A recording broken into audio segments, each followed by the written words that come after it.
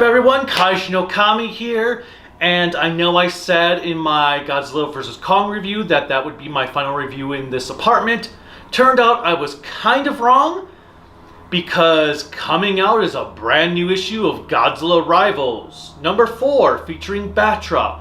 However, since the room I normally record in is just all torn apart, I wasn't going to do this originally. I was just going to do a written review, but I was like, you know what? This one is simple enough. I can pull it off as an actual video review.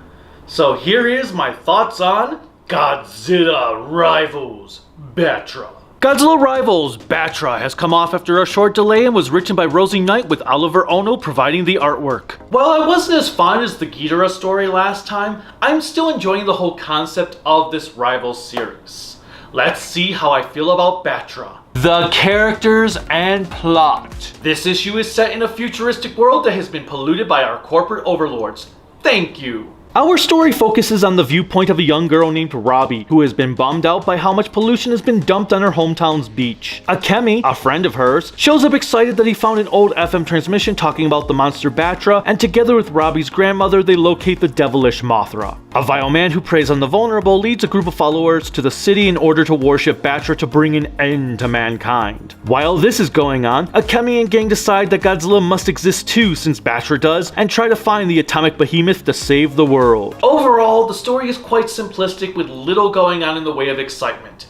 It was an interesting concept though. The monsters. Godzilla, Battra, and Mothra show up in this story. What would a Battra story be without Mothra? That's all there really is to this one. Godzilla doesn't show up until the halfway point, and all he really does is fight Battra. Mothra then appears to the last few panels to talk Battra out of fighting. Given that Battra has only had one appearance, he is obviously based on that. Thus, Godzilla and Mothra are also designed off their Heisei looks to match Battra. The artwork. I can't say I was a fan of the artwork to this issue, however, I also didn't hate it. It's a unique style that worked within the confines of the story. The problem is the characters come off sloppy looking as if the comic was rushed at first glance. Once you start staring into the panels, you can see a lot of details in backgrounds that prove otherwise. What really caught my eye is the use of dark, murky tones for everything except Robbie when she is searching for Godzilla. This town is meant to look dreary due to all the pollution, which is shown effectively well, only for it to be disrupted when Robbie puts on a yellow raincoat, making her easy to spot compared to everything else. Even on this page, when Godzilla first emerges, my eye tended to be drawn to Robbie. It's a pretty neat trick. I can't say I was enamored by the way the monsters were drawn. Also, what the heck is Mothra doing to Godzilla in this scene?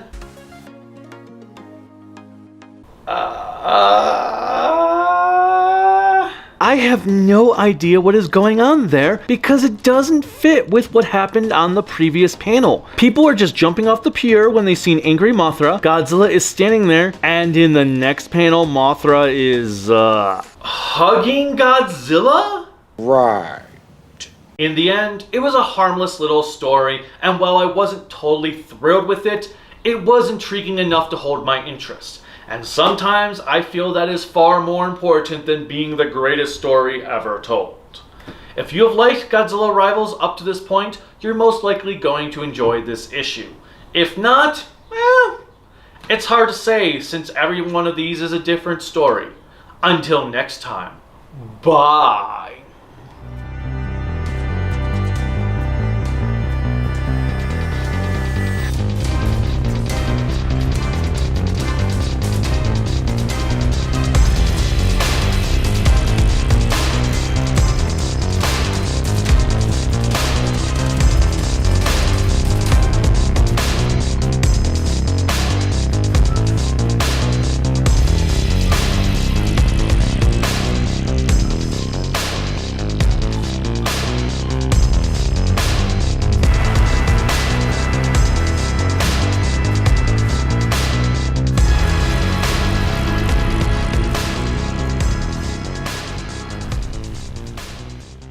Don't drink the water and don't breathe the air. Pollution, pollution, we got smog and sewage and mud.